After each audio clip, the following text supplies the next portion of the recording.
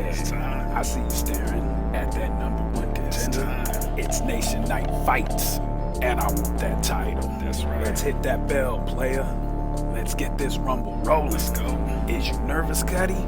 Yeah, I see you sweating. I see you. Ain't no time to turn back now. Cause that bell, player.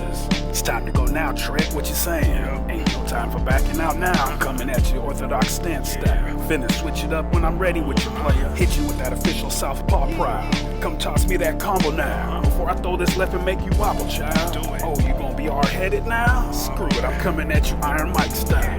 Dropping you to the canvas right now.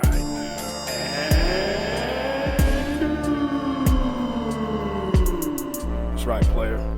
Nation, welcome to Nation Night Fights, your boxing report weekly with your boy Hijacker Mike.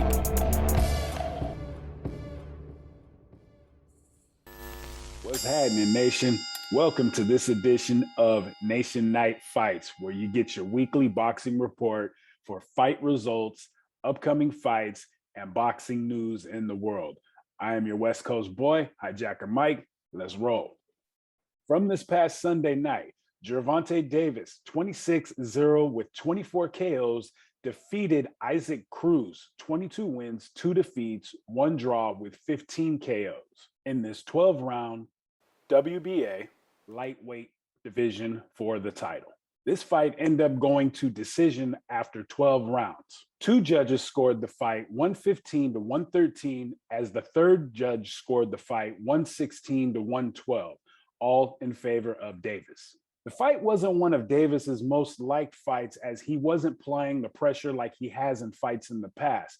But Cruz was applying pressure in the first several rounds on Davis to get him going in this fight. There were a couple of exciting rounds throughout this fight that had you kind of wondering, hey, it could be potential, but the fight just didn't live up to the hype that Davis has had in the past, like I said earlier. For the first few rounds, it was back and forth. Each fighter was landing a good couple of combos and some shots to each other's head and body. Between the 5th and 9th rounds, Davis had control, but Cruz was showing he could be there, and he was taking shots, and he showed he had a solid chin through a couple of those rounds that he was getting hit. Early in the 11th round, Davis seemed to be favoring his left hand. He barely threw a punch in that round, so we figured he had some type of injury that was hampering him from using it during this bout. The southpaw said he hurt his hand while he was throwing down, and he hit Isaac on top of the head, which messed his hand up during the fight. So overall, the fight was very interesting. We'll see where Davis goes next from this fight. For the CompuBox final punch stats, Davis threw 462 punches and only landed 133 for a 28.8%. As Cruz, he threw 553 punches for a landing rate of 121 punches for a percentage of 21.9%.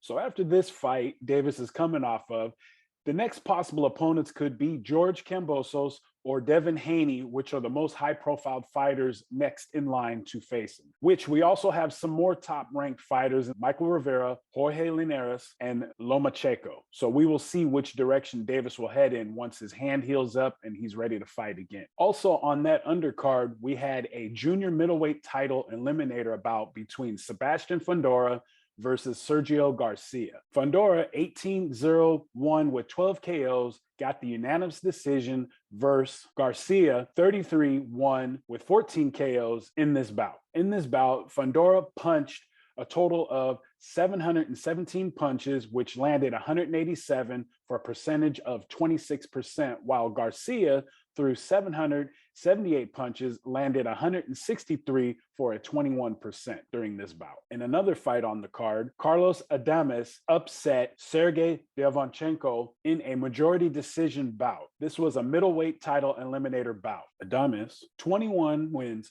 1 loss, 16 KOs. Derevyanchenko, 13 wins, 4 losses, 10 KOs, in which this bout went to the judges, one judge scoring it 95-95, but it was outweighed by tallies of the other judges of 97-93 and 96-94 for Adames on the other 2 scorecards. CompuBox numbers for this bout had it Adames thrown 564 punches, landing 161 punches for a 29%, as Derevyanchenko threw 562 punches, with 157 landed for a 28%.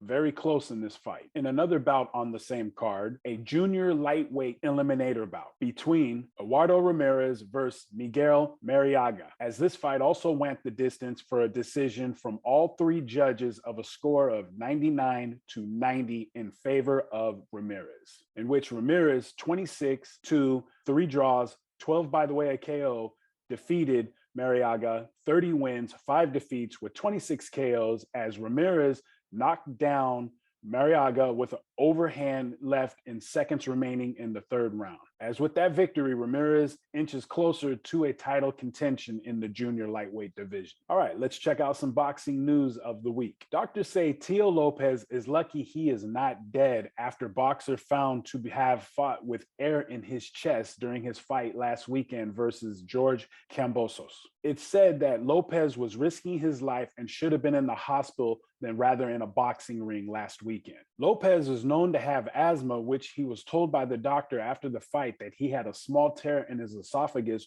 which was giving him complications during the bout that was giving him trouble breathing. If he was hit in the neck or the chest just right, he could have suffered a collapsed lung during this bout. The doctor says he's a lucky man that he's not dead, because this was a serious situation that could have put him in that situation. So let's hope for a speedy recovery for Lopez as he continues on with his future in boxing. Tyson Fury's brother, Tommy Fury, withdraws from the fight with Jake Paul on December 18th, as now, for a rematch, Tyrone Woodley steps in for this bout. Fury has pulled out of this fight due to a bacterial chest infection and broken rib, he said earlier in an interview this week. So Woodley steps back in to rematch with Paul, which they had a fight earlier in the summer, which Paul won by decision.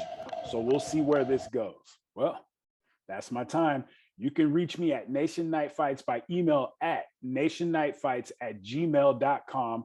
You can follow the show on Twitter at Nation Night Fights, spelled NATION9TFIGHTS. You can also follow me, Hijacker Mike, on Twitter at Mr. Mac, and Instagram at Hijacker Mike, and also on YouTube by searching Nation Night Fights or Hijacker Mike. Until next time, let's keep it clean in the ring, folks. Now back to the boys at our Nation Sports Show. Holla at your boy, HJM. Peace.